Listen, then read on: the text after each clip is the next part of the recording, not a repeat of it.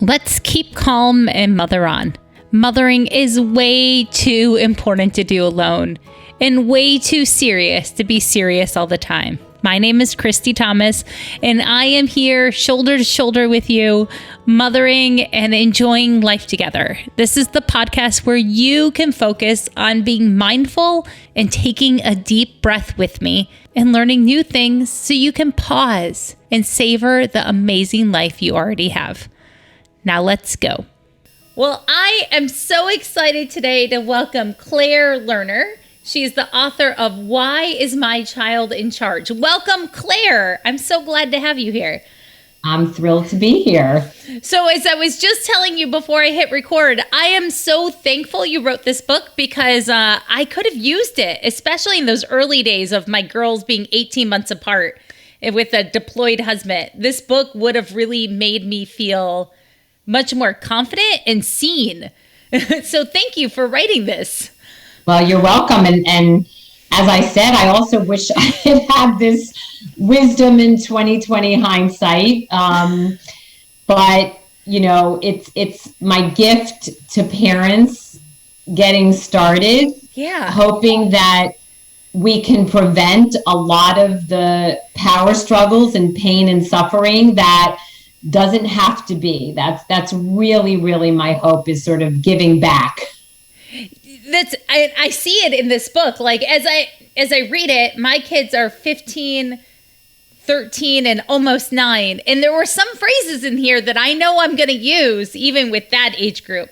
So what's your target audience of this book? Just to get that out there for everyone. Right. So the cases in the book, so it's all based on my practice, which is largely families 6 and under. Okay. However, many parents have read it with older children, because I do see older kids in my practice, usually siblings. Gotcha. Or kids have grown. I saw the family when the child was 4 and now they're 7 or 8. And those families benefit as much because I'm really talking about key concepts and mindsets and strategies that actually work with children of all ages, but especially kids, I would say, through elementary school. Yeah, I can see that. The biggest thing I took away is you help parents tweak their thinking so they're not adversarial with their kids anymore. And so is that what you try to do?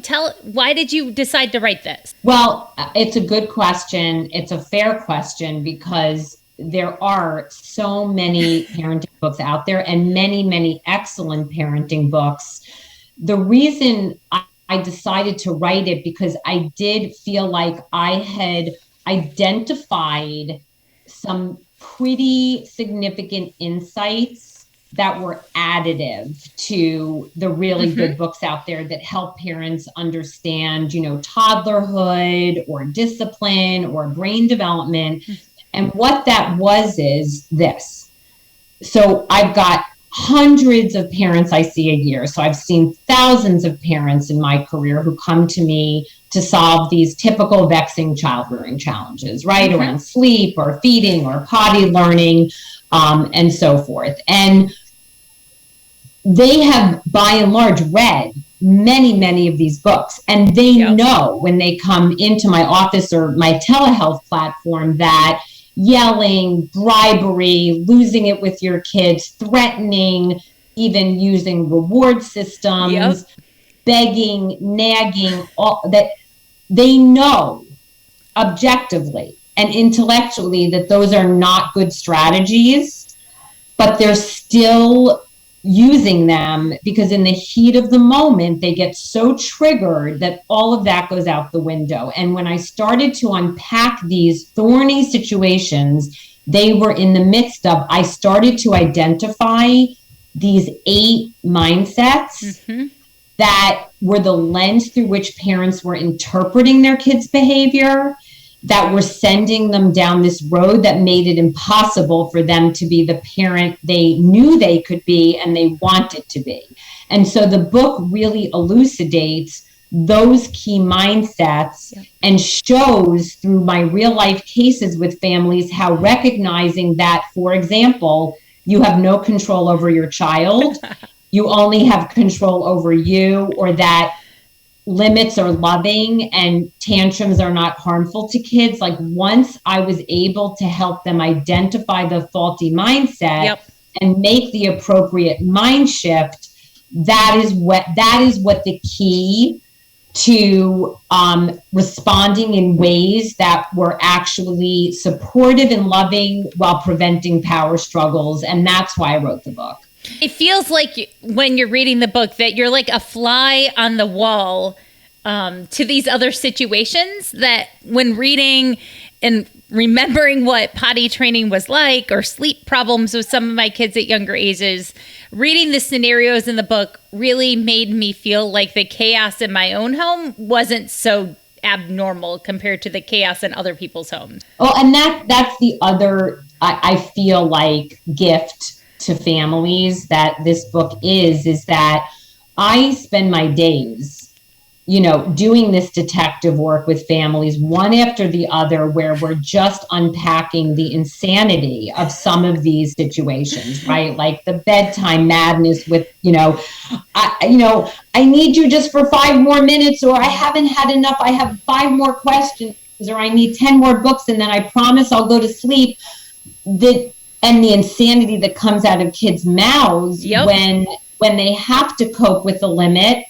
My most recent favorite was a kid who said to his dad, who actually turned off the tablet because time was up, even though the game wasn't over, "Daddy, I'm going to reach into your throat and pull out your voice box and throw it in the garbage," right? Like that when parents see other kids doing this kind of stuff and, responding in these ways that sometimes make them feel like they're raising a sociopath, it is so validating. And that's why I did the entire book, not on theory. Exactly. But this is what it looks like in the trenches with families. And so when parents read it, they see that they're not alone.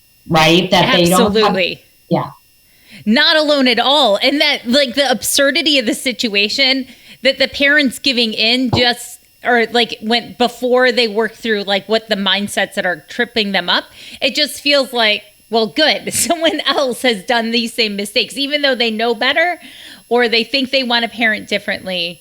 Like all of it. It helps parents see that. I think what it does is, because the way I've organized the book is I go through all the mindsets and the mind shifts, right? Mm-hmm. And then, as you know, I have these chapters on tantrums and physical aggression and sleep and mealtime, where I'm taking parents painstakingly through the steps I guide parents through. And because it's not their kid, they're able to see so much more clearly the pitfalls, right? Yep. The pitfalls in getting caught in the power struggle or trying to justify your parenting limit to your 3-year-old, and why setting the limit is so much more loving, because you can then enjoy your bedtime routine instead of dreading the moment when your child starts to push for the extra songs or the extra books, and how that cascades into parents getting really frustrated and angry and mean when their whole goal was to stay calm and loving. Exactly. But if you don't have a limit that you can enforce, you end up in these protracted power struggles where now you're being exactly the parent you never wanted to be because you've lost control. So the cases and the stories enable other parents to, one, see that they're not alone. Yep. And that this madness is happening in thousands of, homes across the country and the world. Pretty much every home has had one of these, right? Like if you have kids, I don't believe you if you haven't ended up in one of these hurdles. Like we all are pushed to our limits.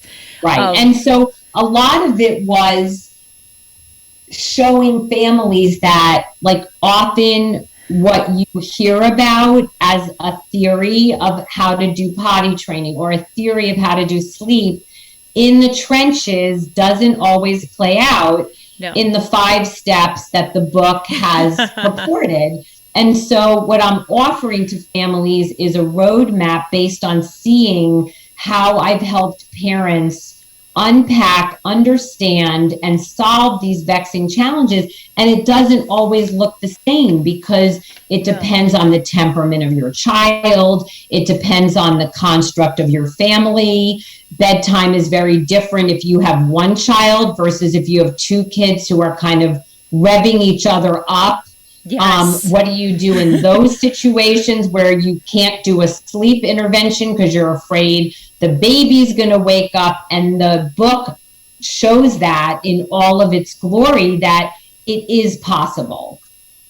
Absolutely. And I think one of the favorite mindsets that you talked about, I think it was in the cooperation chapter, and I don't know which mindset, now that I'm looking at my notes, it goes to, but the idea that parents don't necessarily want to be the dictator. I see this a lot out there right now with parents not sure how to set limits, and so they say what they want and they end with the word okay. Afterwards, can we talk about this challenge? Because I think it covers more than lots of age groups where parents give a direction, then they ask for their kids to buy in. Yeah. So that is one of the mindsets, because like I said, when a parent comes to me with a challenge and we're unpacking it, I'm always trying to understand what is the lens through which the parent is understanding this behavior and what their child needs. And one of the things I noticed, because I did a lot of home visits and now I get a lot of video from parents so I can see exactly how these scenarios unfold, I started to notice that parents had a very hard time just giving their child the directions like, okay, bud, it's time to get in the car seat. Instead, it was time to get in the car seat, okay? Or, would you like to get in your pajamas? Are you ready to take a bath? And I started to see this pattern of parents sort of more asking children for their cooperation. And while in theory, I get it, right? Parents would say to me things like, well, I want to give my child lots of choices and I want them to have agency and efficacy, but here's what happens. You get 2 moms in my office a while back with a feisty 4-year-old, and what they say to me is exactly that. We wanted her to have agency and for her to feel her power, and now she thinks she's an equity partner. Because you see what happens is, if you're asking for a child to agree with your limit or your plan, they are driving the car because they sense that it's all predicated on their saying, oh yeah, it would be good now for me to get in my pajamas because it's getting late and my mind and my body really needs to calm down for sleep right now. Like, no, in 33 years of practice, I've never seen a child do that.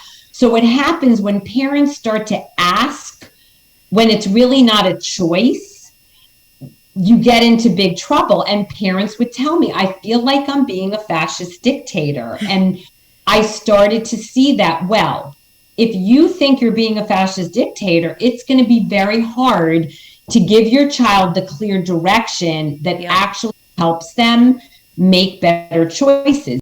So the main mindset that was a problem was parents feeling like giving a clear direction was being a dictator. And so what I say to parents is, how's your child doing in preschool? And almost all the time, the child's a superstar in preschool and a terror at home. And the reason is because the best run classrooms where kids are calm and engaged and following directions and thriving is because they've got a gentle giant as a leader, right? They've got a teacher who is super loving and super supportive and super empathetic, while also being very, very clear about what the expectations are. And the kids thrive. They want to know exactly what to expect. When you start to ask a question, when it's really not a choice, kids are actually confused about what the message is. No preschool teacher says, are you ready to come off the playground? They say, it's time to come off the playground. Would you like to be the line leader, or would you like to count how many kids are in line, or would you like to hold the bag to come off the playground? They give kids lots of tools and they give them lots of warnings, but at the end of the day, it's very clear what to expect, and it helps kids make really good choices. So once I help parents see that, it's actually not loving to give a choice when it's really not a choice, because kids don't know what the direction is. And that is when things go off the rails, right? Because absolutely. This is the part that younger me needed to hear a lot, because there was so much about give your kid choices. And so, you know, there's a difference between offering the red bowl and the blue bowl versus, are you ready for bath? Okay. Exactly. And I think that's sort of the paradox for parents, is that a lot of times what our knee-jerk reaction that we think is loving is actually sometimes not what your child needs, right? Yep. And that happens across the board. It happens in terms of giving a clear direction. It's so much better for kids to say, it's time to get in the car seat, sweetie. You've got two great choices. Would you like to be in charge and go on your own? Or do I need to be a helper and help us move on? Like, you definitely give choices. I don't in any way want to communicate that we're not being empathetic towards kids and building and giving them choices, but it's within limits. It's not giving them a choice when the choice is really not helpful to them. Yeah. So when I was reading this section and really, really thinking about it, and then thinking about other great leadership books I've read, like Dare to Lead by Brene Brown, and she talks about being clear and painting it done, that your examples here really made it clear for me about what it means to give a good direction to our kids, because that's where kids are getting the hang up, right? With parents are getting their hang up. Is what does it look like to give a direction? Can you give some examples of directions? Yeah. So I think that what you want to be clear about is, as a parent, is what is the scenario that's in front of me, and what is going to help scaffold this for success, so that I stay in control in a loving way and don't end up being the parent I regret later. Right? That's where the absence of limits comes in. That's when we get mean, is when things have gone off the rails because we haven't been clear. So one clear direction might be, let's think about bedtime, right? Oh, yeah. Things often go off the rails, I find, and this is what I saw when I would do home visits, is that you would do the bathrooming, and then the child would start running around the house like a whirling dervish, and then everything starts to cascade, right? There's like, if you don't get in your room now, and you need to stop doing that, and if you don't do this, we're not going to read books, or you're not going to get any sweets tomorrow, and like all of the threats and all of that. All the things just spew out of your mouth because you're tired, and you're like, come on, you know this happens every night. Right. And the problem is, if you think about that scenario, threatening, bribes, cajoling, nagging, those are all tactics that are predicated on wanting to change your child's mind, to get you off their back, or to be cowed by the threat, and finally say, okay, fine, it would be a good idea for me to go in my room. The problem is, that means the child's in charge, because you're waiting for them to agree with the plan, right? Yep. And that's when parents start to feel out of control, and that's when they start to lose it and be the parent they don't want to be. So now let's look at it this way. Peter, here's the deal, bud. Our plan is, we're going to do our bathroom time. We're going to take our bath. We're going to brush our teeth. And then our family rule is we go straight from the bathroom to the bedroom, because now it's time for our bodies to calm down. So a lot of this is scaffolding. I suggest to parents, scaffold for success. So don't put playtime in between bathrooming and books, because you're now getting your child real. Not a question, right? this is what we're going to do because this helps your mind and your body calm down. That's reminding yourself that kids have parents for a reason. Yes. Like, you do know better than them. And that's not being a fascist dictator. And that's not giving your child choices. It's saying we're going to do dinner and then you're going to get this great half hour where it's free play and you can do what you want to do. And then when it's time to go in the bathroom, we're going to do this. And you lay it out very clearly. So you don't give them a choice. You say, now we're going to go from the bathroom to the bedroom. Oh, no. But daddy, I have one more thing. I just need to go and make sure the truck in the playroom is in exactly the position where it's supposed to be. Like, that's when things go up. And it's like, you know what, bud? I totally get it. Your brain is thinking about your truck. I totally hear you. It's now time to go into the bedroom. That playtime is over. And you just move them along and you don't fear the protest. Now, let me pause and say, often what I'll say to parents is, be clear. Like, when playtime is over, say, I'm going to give you 5 full minutes now before we start our bathroom and reading time to go through all of your things that you need to do to be able to say goodbye to your toys. Like, I sort of bake into the plan everything you want to think about in order to help the child move on. Now, that 5 minutes might end and you might still have a child saying, oh, one more thing. And that's where you say, I know, sweetie, it's never going to feel like enough time. Now we're going to the bathroom. But what you find is, if you stay calm and you have an exit plan, which might mean, do you want to go upstairs on your own or should I be a helper? You have to be prepared to have an end game. If you're waiting for your child to agree to leave the playroom and go up the stairs or agree to move from the bathroom to the bedroom, you're going to find yourself on that path of reacting and they're being in charge. So you really need to have an end game. And it starts with being able to say, this is what we're going to do. I totally get that you don't like mommy's rule and that you don't like that I'm not letting you go back in the playroom. I totally hear you, but it's my job to help us move. And you get your child to the bedroom, you close the door, you let them have their meltdown, and you say, I'm going to start reading, and I would love a helper with reading when you're ready. You have to have a plan that keeps you moving forward, because then you can stay calm and loving, because you've stayed in charge in a positive way. There's so much in there that I'm sure that another mom is going to need to go backwards a little bit and rewind. So you build in, let's go back to the idea that you build in that buffer time of telling your kids to say goodbye to the toys or goodbye to the screen or wrap up whatever it is that they're doing.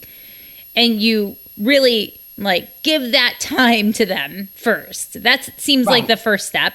And then the second step that I heard is that it's really important that you as the grown-up actually have a clear plan and that you're not just winging it every night.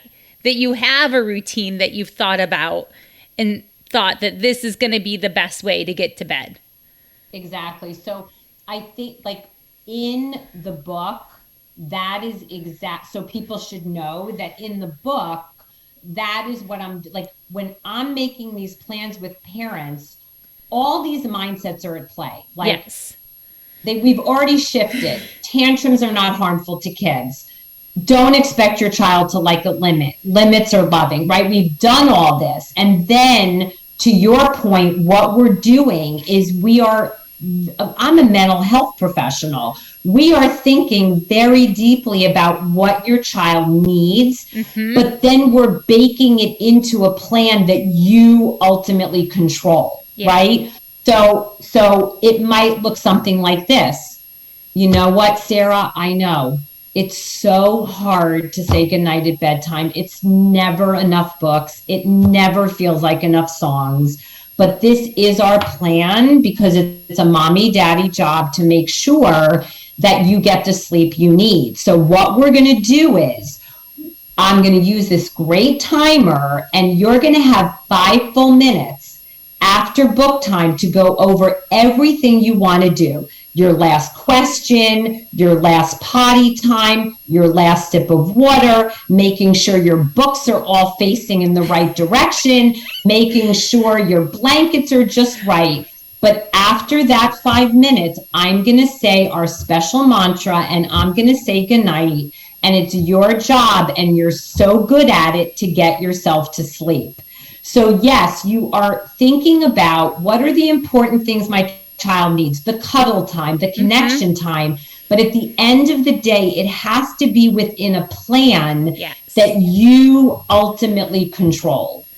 Right. Yeah. That you're loving and calm through it, that it's just a logical plan because you're the grown up. You do know better than. And if you leave it up to waiting for your child to decide that they've had enough books or they've had enough songs, then they are in charge, which is not the way it's meant to be. And that is when the anger and frustration and it's never enough, and you're making everybody tired and you're making all of us late, and all of that vitriol comes out of us that then we have to feel totally contrite about, because you've lost control, which is why the limits are as important for the child as they are for the parent. If you know what your game plan is and you've developed a plan that includes meeting your child's needs within limits, and you're not expecting your child to say, thank you so much for taking the iPad away so I could do more fortifying things with my mind and my body, you're in trouble if you're waiting for your child to like or agree with your limits.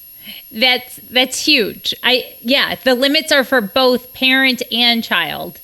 And the kid is not going to agree. That's the problem that a lot of us get stuck in, is waiting for the kid to buy it. So I say to parents, if you don't have an idea in your head about how long is mealtime going to be, then you find yourself in that bottomless pit of 5 more minutes. So your child's coming back and forth from the table, and now everyone's late for bedtime for 20 minutes. And now you're angry because you think your child's, being manipulative because they're putting off bedtime. And that's where a lot of the power struggles really get very, very intense and destructive to everyone involved. If you know as a parent that this is our half hour, then you can say to your child, this is our half hour for dinner. It's so awesome. We love when you're at the table to share and talk. Our job is to give you lots of great growing foods. Your job is to figure out how much your belly needs. But what you need to know is when the timer goes, and I can tell you later about, it's all in the book, the timers I use that are visual. So kids I'm a huge fan of those visual timers. We've mentioned them a lot on this podcast. Yeah, they're critical because it actually keeps both the parent and child on track. So now, they can see the red disappearing, and the child starts to learn that if they choose not to sit and eat what their belly needs, and the food goes away every night at the same time, then that's when they start to make better decisions, because they bump up against the boundary that helps them adapt and be flexible. It ends the power struggles, and it helps kids make good decisions. And instead of mealtime being something parents dread and is just nagging, cajoling, bribing, they now can enjoy a mealtime because they've stayed in charge. Yes. And then parents get to enjoy their kids, and then they relax, and then they can follow through on the boundaries easier because they know that this is just going to work. They have confidence in themselves. And you know what, Christy, this is the irony that of course it's so easy for me to see, right? I'm not there, I'm not in the thick of it. And I know that this is hard work. It is. The managing our own emotions is the biggest piece of this. But here's the irony, is that the reason almost always parents don't set the limit and stick to it is because it feels mean. because their child then breaks down and they feel like they're being a mean parent for not reading the extra book or not singing the extra song or not letting them finish their Paw Patrol episode. And so they cave, and that begins the cascade because the child is clever. Remember, they're not manipulative, they're strategic. That's one of the mind shifts. Yes. It's in their DNA to go for what they want. And it's not until they bump up against the clear limit that they learn to adapt and accept that they can't have what they want when they want it.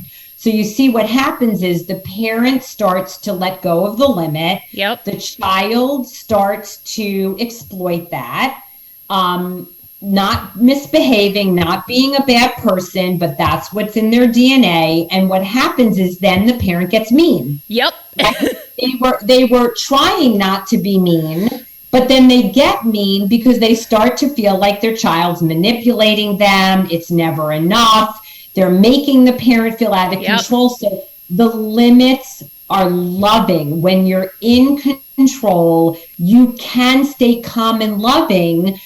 And I think the idea, the being able to know that you can't control, right, how your kids respond or if they like the limits, like that's the takeaway that I think that if your kids are not in this young children age group and just reading this and really absorbing the mindsets of why you might have a hard time with limits or setting boundaries in your life, that's really what this book is about, is learning how to be in charge of who you are and what you can control. Exactly, which is why, even though the stories I tell are from my practice, which again is largely, kids 6 and under, the same rules apply. Because when I do see families, of course, who have 8, 9, or 10-year-olds, it's almost always the same set of issues that are at play. It's just that the child has new strategies, right, for trying to push their agenda, and things have kind of gone upside down and off the rails. And a lot of that is just rewriting the ship by recognizing that even though your child is 9 now, they still need the compassion and the empathy, but they also still need you to be in charge, which is why in our society, kids aren't considered adults and ready to sort of be on their own till they're 17, 18 years old, because there's so much development that still has to take place.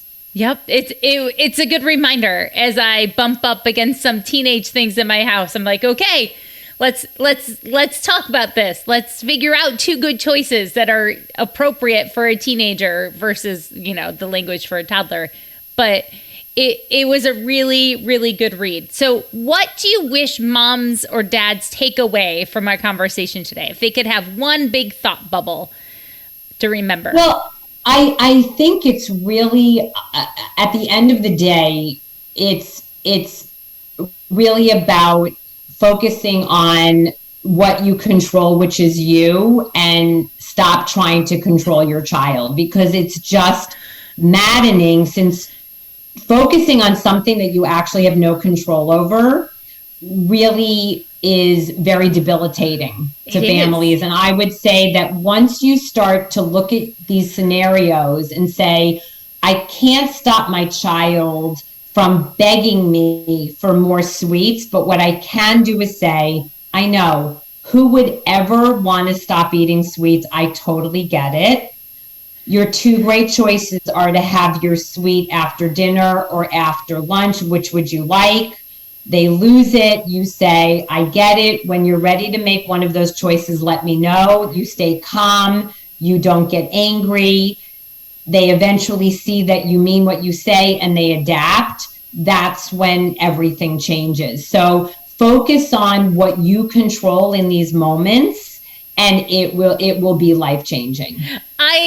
It's so reassuring to hear you say like the same scripts almost all the time here in your examples. Like, I know you don't like this. It's okay. Let me know when you're ready to pick something different. Like that, the idea that we can just use that framework over and over until it's comfortable, and that, that we don't have to get stuck in the throwing out threats. Well, and even think about it, like with teenagers, it might be, I hear that you want to go out and you'd like to stay out past 11, and I totally get it. I can put myself in your shoes and completely understand your request.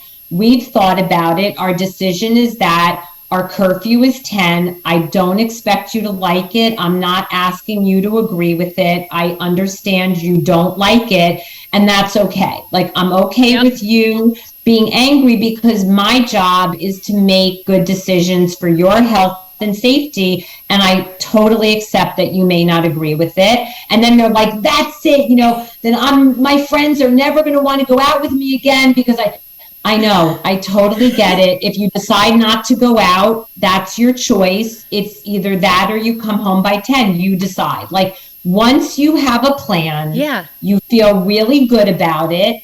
You look at it objectively. You don't assess it based on your child's reaction. If you are expecting them to say, God, Mom, I really appreciate that you have forget it. So once you accept that, you can follow this, and your kids then, once they bump up against it, they're like, fine, then I'll just go out and come at 10 o'clock and I won't get to do. Okay, sweetie, that sounds like a good plan. I can't wait to see you at 10. Once you have a firm plan you control, you can stay calm and loving, and that's what your child needs. Your child needs you to be loving. They need you to be their rock. And you can only do that when you have a plan that you are in charge of. So when you were parenting, because you're a parent, right, Claire? Yes. Did you have to set in buffers so you could rethink some of these things, or come up with, did you look forward to what was going to happen of oh, I know my kid's going to hit this milestone soon and I need to think about it? Or did you have to do it poorly and then come back and come up with? Yeah. To be totally honest. Yeah. A lot of this is 2020 hindsight. Yeah. Really, this book is sort of like my mea culpa, honestly. I was so reactive and so easily triggered.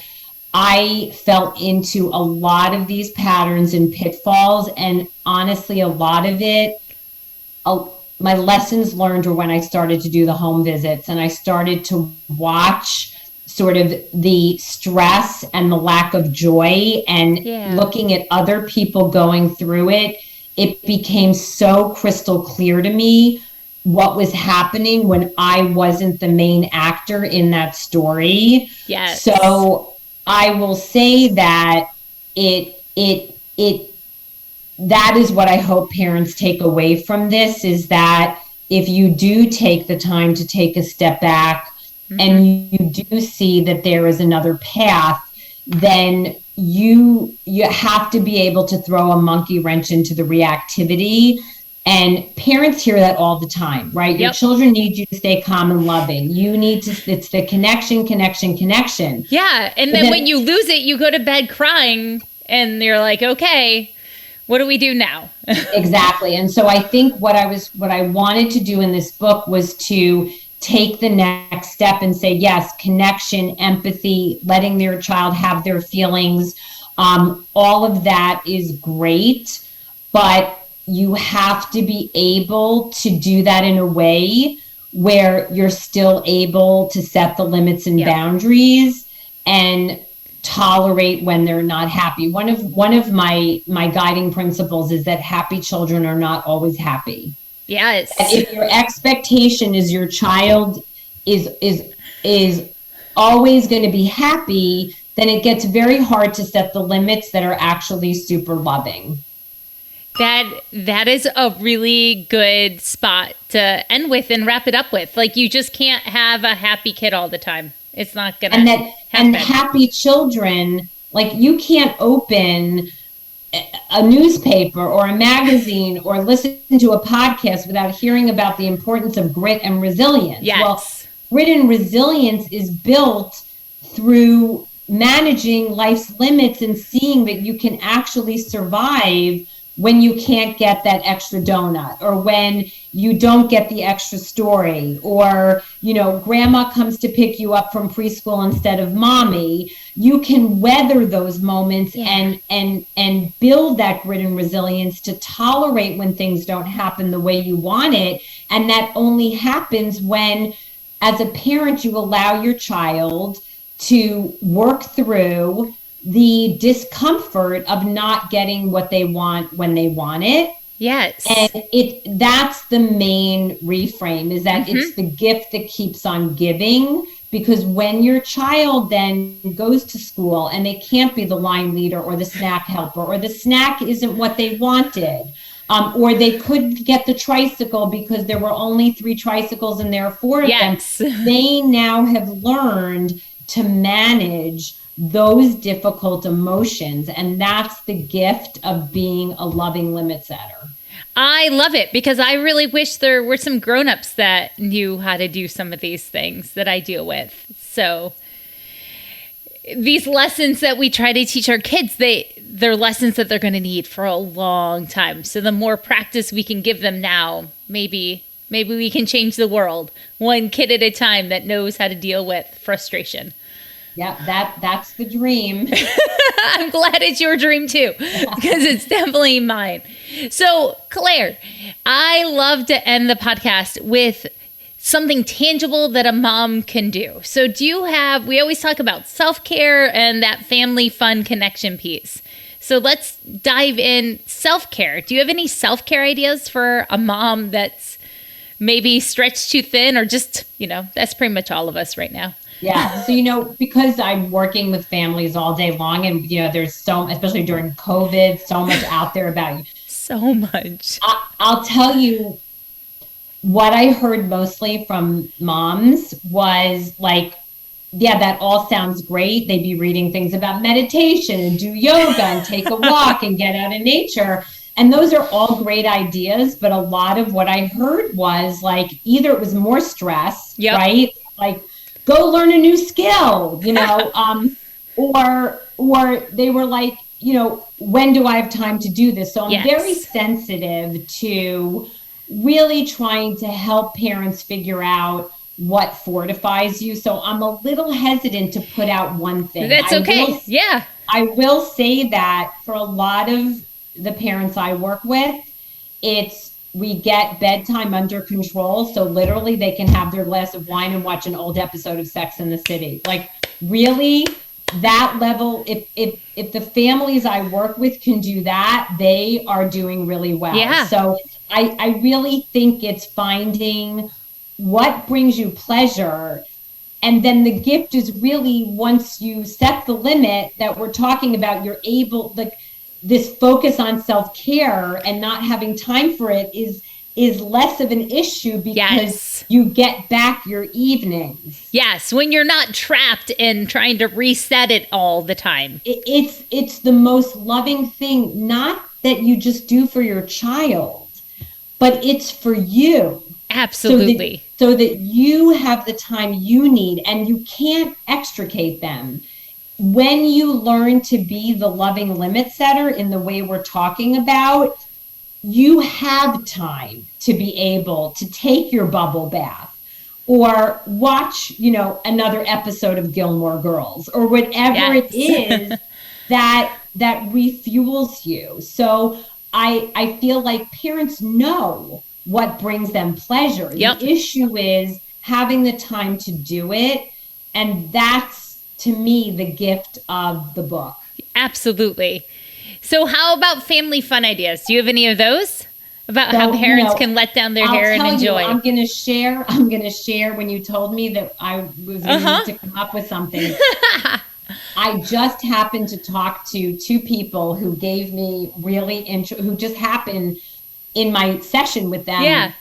Tell me about, some things they'd done. So one was actually a grandmother who was spelling her daughter, who was so busy and needed a couple hours of respite.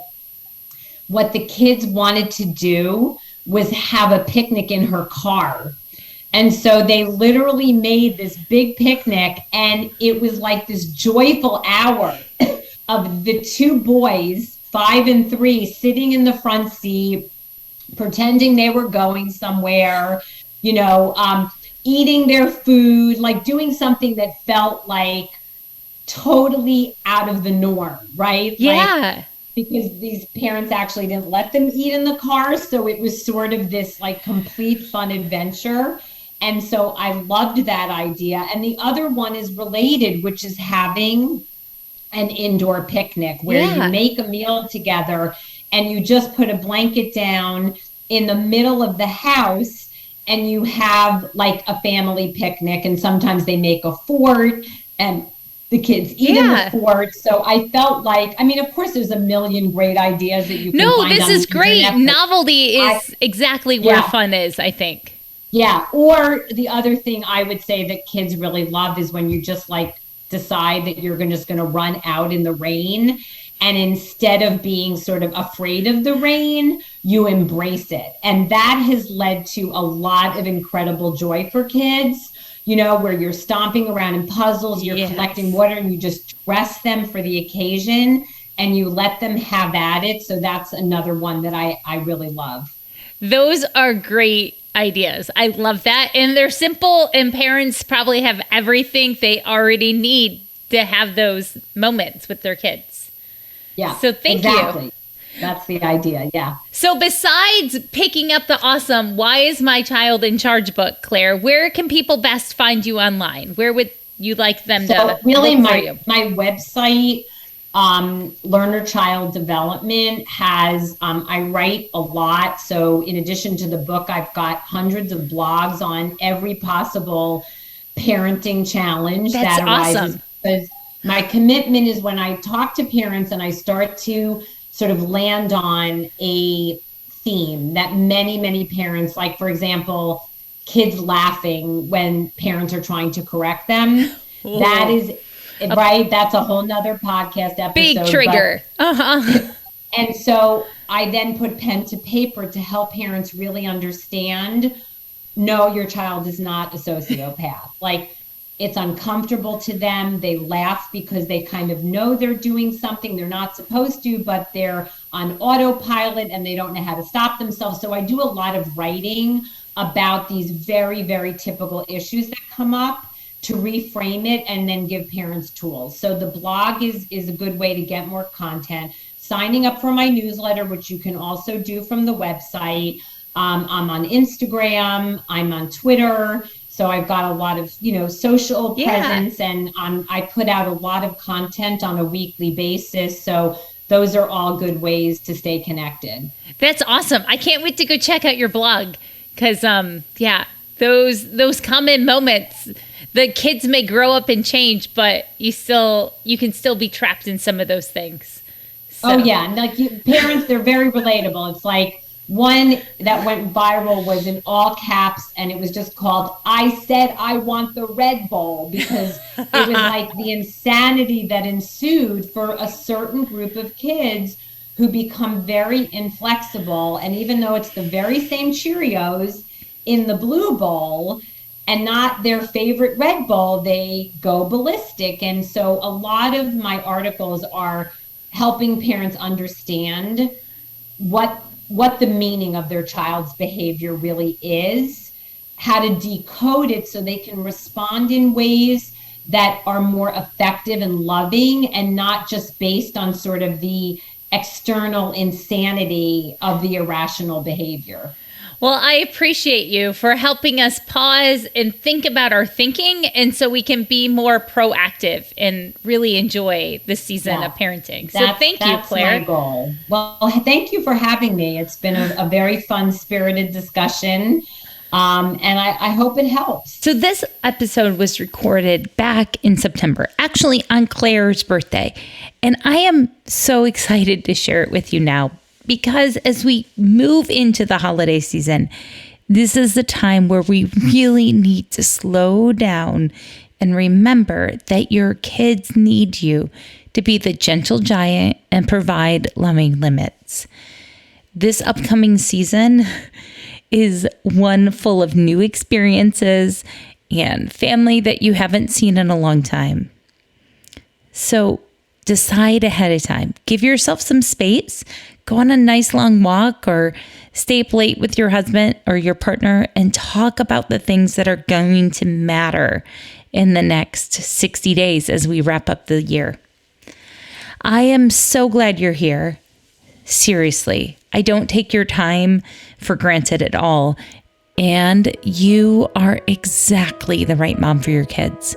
I am so proud of all the things that happen every day because of you.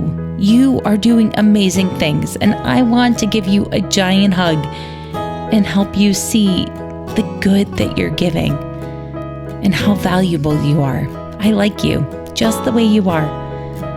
Now go have an amazing weekend and text someone else. Give someone else a pep talk and send this podcast to them if you think it would help. Bye, everyone. See you soon.